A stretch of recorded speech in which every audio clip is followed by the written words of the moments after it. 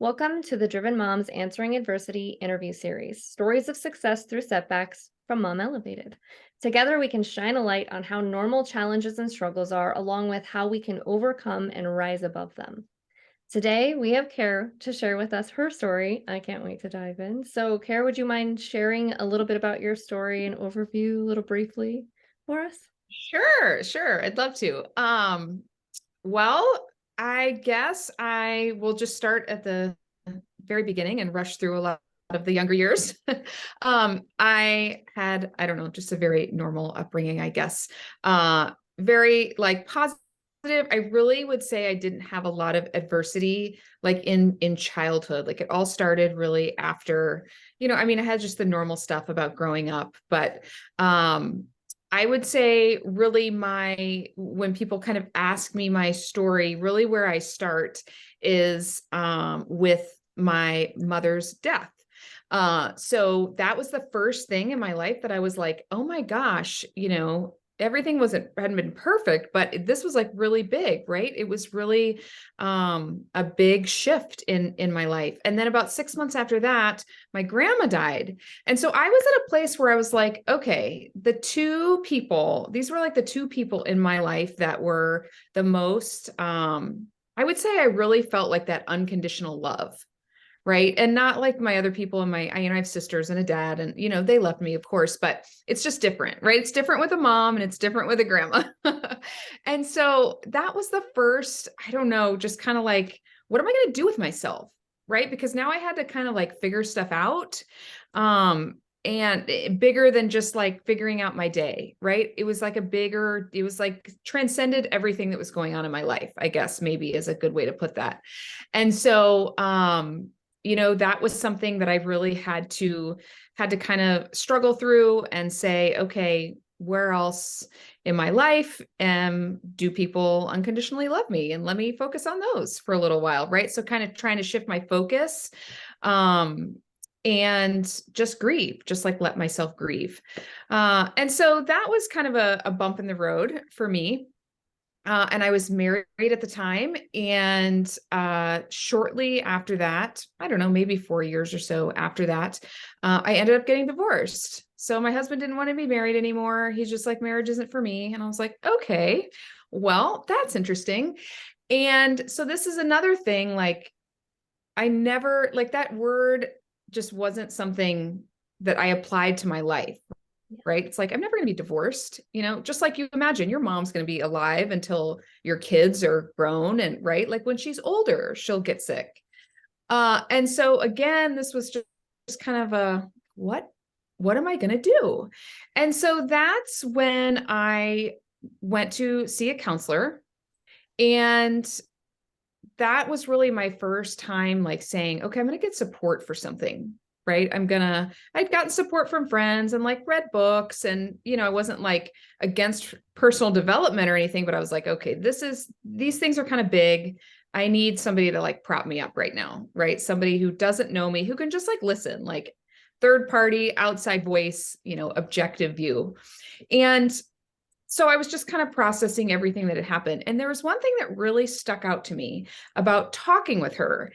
And that was, she like kind of towards the end of our time together, she said, she was talking about my divorce specifically, but she just said, is there anything that you regret?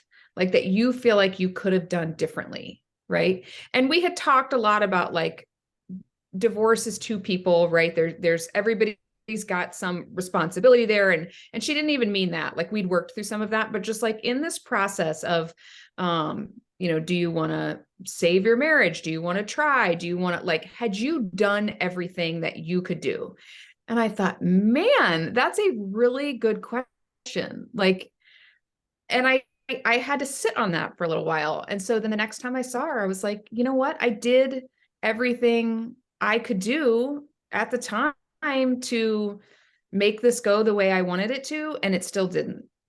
Right.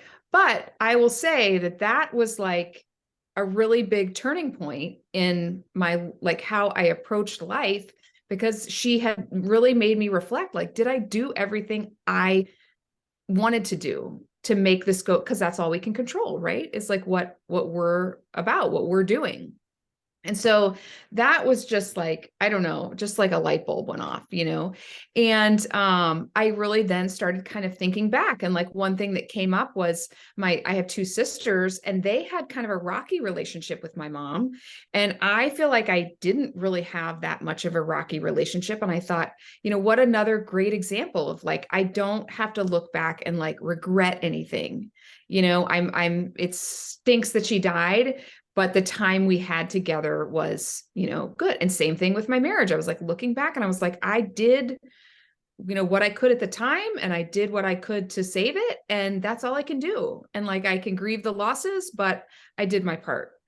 And so, that really, I don't know, just kind of put me on a new trajectory of how I like approach situations and relationships and people. And, I've since remarried, and another kind of bump that we had was we weren't able to have children. And so we ended up adopting. And, just those things, like even in the process of saying, like, do we want to try to have kids from like, do we want any help in that process, right? Of trying to have them naturally. And I had like a new approach to that. Like, okay, what do I feel like if at the end of this, I say, did I do everything that I wanted to do? Then what choices would I make? Right. And so that has been just really valuable. I don't know if I'm like jumping ahead to the lessons, No, but that has been, that has been something that was so valuable to me, was just like, was there anything that you would do differently? And it's been such a big part of my resiliency, kind of going through, really major life crap. Yeah. Yeah. How would you say then, instead of, I normally ask what adversity you have answered, but you already answered that question. What would you say then, the adversity that you did, because that was, I mean, it sounds like it was all just kind of compacted in a small amount of time as well. Yeah. So that can Yeah. be pretty jarring. How has that impacted your bit, like creating your business and going that direction with it? Yeah, that's a good question. So, so my business journey, it is, I don't know, that's kind of twofold. So the way I started my business, I help moms meal plan, make meal planning really easy and simple. And that whole thing kind of started, I guess, with, I always like to cook, right? I didn't learn from my mom or my grandma or anything. I just like, as an adult, I just started cooking and I liked it. And so friends started asking me like, I'm giving up gluten. Could you make this thing that I like taste good gluten-free or taste good vegan or whatever? And so then kind of word of mouth started like spreading, and I started cooking for other people. So I was like a personal chef for some families I knew for a little while. And so that really kind of kicked off like, oh, I can help people with something that's my passion. And I really hadn't thought about that before. And so I started, I was cooking for people. Well, then we adopted our daughter, and I was like, oh my gosh, this thing of like having a baby, I don't have any more time. I suddenly have a lot less time. And so I transitioned online to helping moms virtually.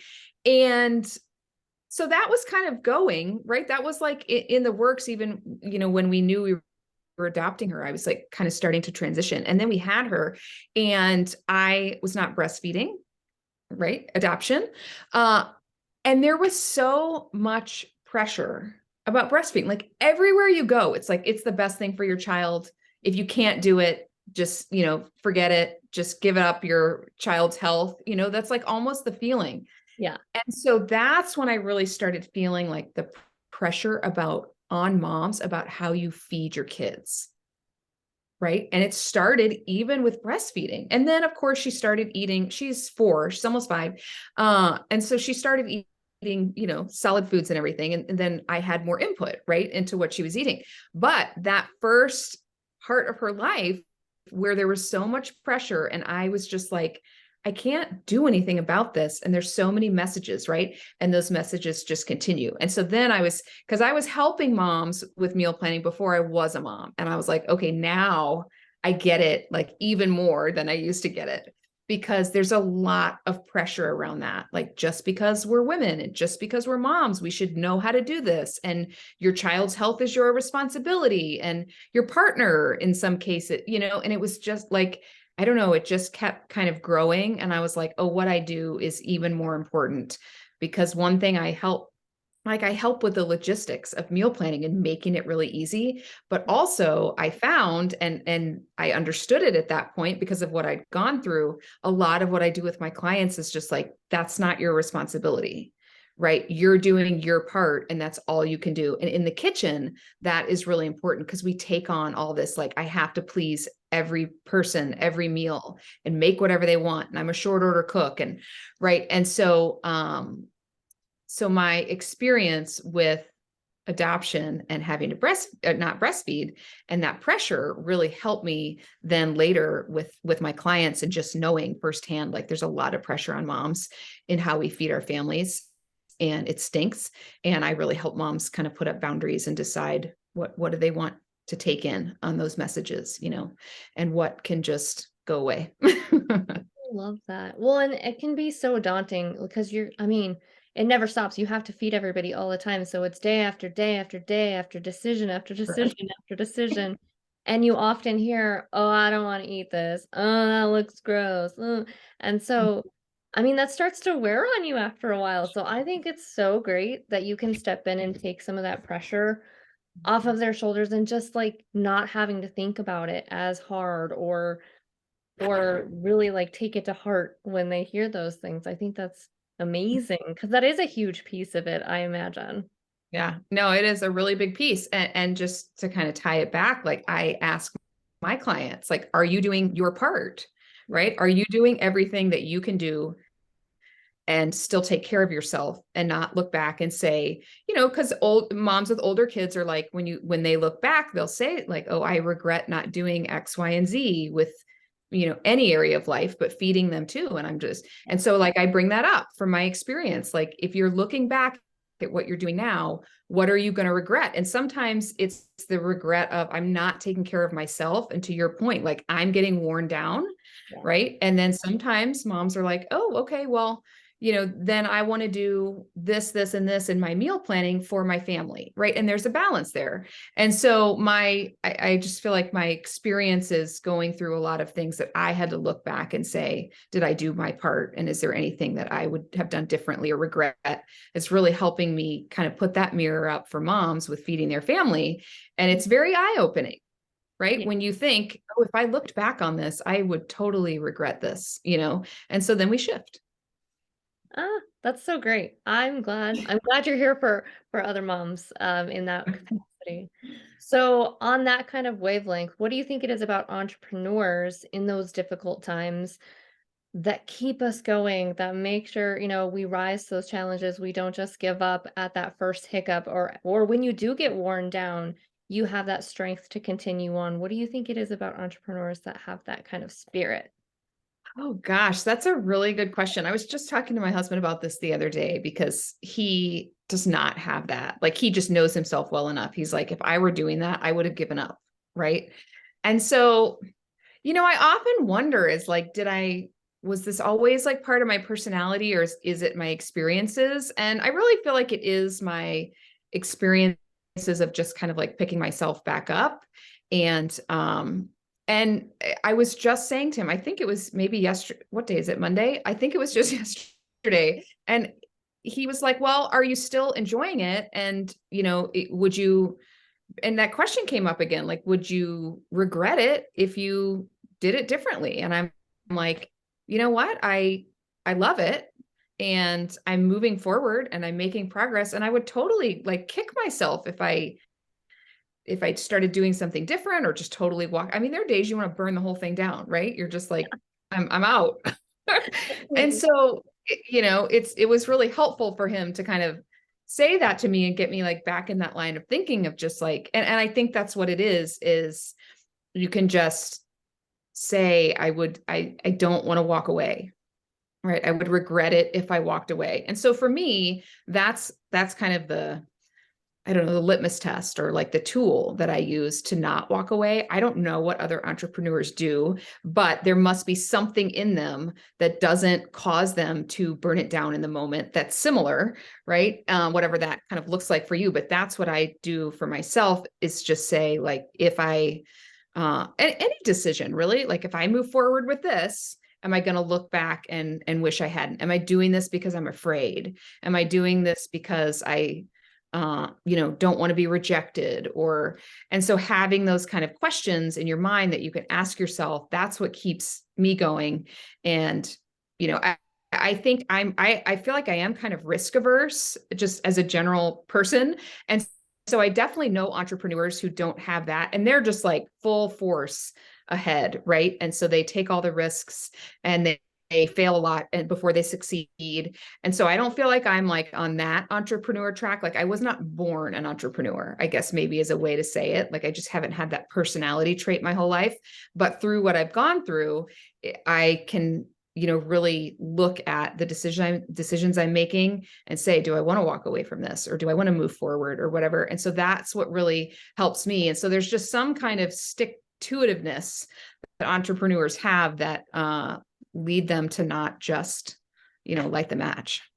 Yeah, no, I love that. I think that's great. And I think I think this is probably one of the most clear interviews I've done, because everything really comes back to that question that you got when you went to counseling. By the way, good job for going. I think that's a huge thing, because so many people are sometimes afraid to go do that, but sometimes you just need that extra help, and I applaud you for going. But that question that you can now pull in to every aspect of your life, is that resilience piece, is really Mm. what that question is drawing out in you. Is this going to make something continue? Are you going to be able to pick yourself up and keep going? Like, that's what I'm taking from all of this. I think it's wonderful to hear it so clearly in everything that you speak. Like, that's just, and you light up when you talk about it too. You're like, oh yeah, and then, and so I think that's important. But so that for me is my takeaway from your Well, interview. good. But I'm what, glad. thank you. But what takeaway or lesson do you think that other mompreneurs would be able to use from your experience, specifically from your point of view? Yeah. Yeah, I think just tapping into whatever resiliency you have, because like I'm just thinking about somebody listening to us talk right now, and when I listen to people who are those entrepreneurs that like they were born with this, and I start comparing myself, right? And I think resiliency looks different for everybody in terms of like how you tap into it, or how you, whether that's looking back and seeing what how you've been resilient, or whatever that is. I know a lot of mompreneurs have motivation about like, I'm doing this for my family and for my children to see me, like wherever you get that. For me, it just goes back to that question of, if I do this or don't do this, depending on what decision's in front of me, am I going to regret it? And so I think the thing that I would say is find whatever that is, that for a lot of people I know, I mean, we hear in the online business space, like, are you making this decision from fear? Right? That's a little bit of a similar question. Or are you making it from a place of strength and opportunity? And so I think it looks a little bit different for everybody. And so just figuring out kind of what is that what's the phrase or the thought or I don't know, maybe it's like an activity you go do or whatever that taps into your resiliency. And I'm glad that in this conversation, it's clear like what mine is, because I think everybody probably has one, especially if you've stuck with something for a while, like there's something that's kept you going. And I mean, same thing in like marriage and motherhood and just all the thing, like you have to keep going on days that it doesn't feel good to keep going. And so I think a lot of us have it, and it's just a matter of recognizing it so you can actually like use it intentionally. Like I use that question that my counselor asked me. I like intentionally use it. Like I have it written on a card, and it just kind of comes to mind now because it's just kind of ingrained in me. But I think identifying what helps you tap into that and really using it as a tool is probably my takeaway. I love that takeaway. I think that's great. And I think it's funny because a lot of entrepreneurs I've noticed have notes of some kind or sticky notes or something that they write on the mirror or something that helps them that they look at all the time. And for me, I think that's your question as far as how you utilize that. Some people put their why up. Some people put, Yeah. whatever their word of the month is or the word of the year, and they put that up so that they're surrounded by it all the time and they see it. So I think that's a really good point that you've made that, you use that, you have that card so you can pull it out and use it. Like it's Yeah. just there, it's tangible, it's something you see often. And I think that really helps because the mind is a powerful thing. So if you're seeing it all the time, Yeah, it's going to impact you that way. So I love that. definitely. What would you say then for people who want to work with you? What's the best way for people to find you or to learn more about you or to have a conversation even? What would- Yeah, sure. Well, thank you. The best place to connect with me is my Facebook group, which is called Practical Meal Planning Moms. And that's where I hang out most of the time.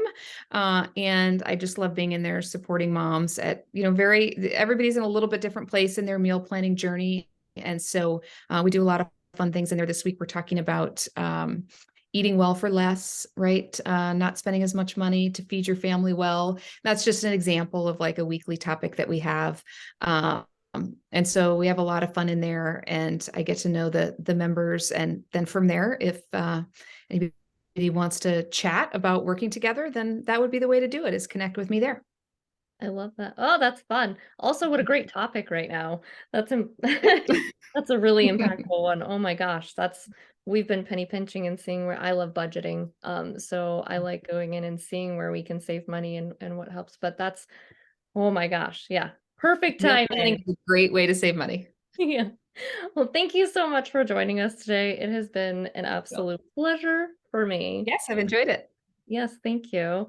As always, your story is inspirational and your willingness to be open about it is much appreciated and very much needed in the online entrepreneur, especially mom entrepreneur space. So, again, thank you for sharing and being brave enough to do so. Thank you. And then for those of you out there who are facing your own adversity, know you're not alone. That's the whole point of this series. Know you are not alone. We are all going through some things and we're here for you. When you need an extra hand or mind for brainstorming during your mompreneur journey, we would love to work with you through the Mom Elevated Society. You'll find monthly check-ins for goal setting and assessing, and then so much more for both your business and your mom life. Until next time, guys, keep shooting for the stars.